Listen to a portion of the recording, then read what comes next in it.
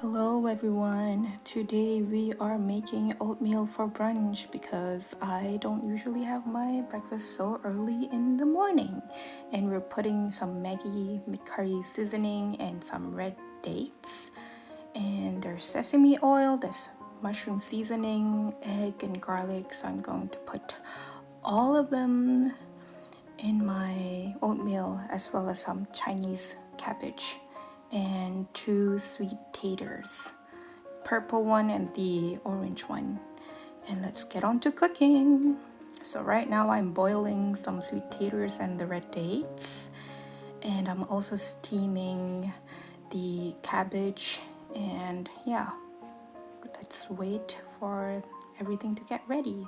And I've finished steaming. I've cut the cabbage into small pieces so it's easier to chew. I've also cut the red dates, and the garlic I will saute until crispy. And yeah, waiting. All right, it's done. The sweet taters are done. It's so soft, and I like mine soft like this. This is when you know your taters are ready. And I have a feeling that I'm going to enjoy today's brunch very much. And yeah, I've placed them in a small bowl, and right now I'm sauteing the garlic, and I like mine burnt like this because yeah, it's supposed to be a little bit crispy and a little bit chewy. And set them aside, set the garlic aside, and now we're cooking the oatmeal. So the ratio is as usual, 1 cup of water, half a cup of oat, and then I put in the mushroom seasoning as well, the curry powder. And then now I'm putting the steamed cabbages that I've steamed earlier, and then mix well.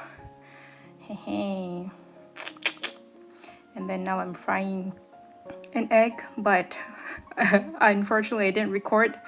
But you all know how to fry an egg, right? And now I'm plating. So I've cut the sweet taters into small pieces. I've also put in the red dates, and now I am put a little bit of sesame oil inside the bowl. I love mine, a touch of sesame oil. And then I've also put in the sweet taters. Plating is not my it's not my niche. It's not my forte, but yeah, as long as it's edible, it's fine. And then I've also sprinkled some salt, and voila, my brunch is ready. I don't know if it looks good or not, but yeah. Thank you for watching. If you made it this far, thank you for watching. This is my first time making a cooking vlog like this. I don't know if I will ever do it again, but hope everyone is staying safe, and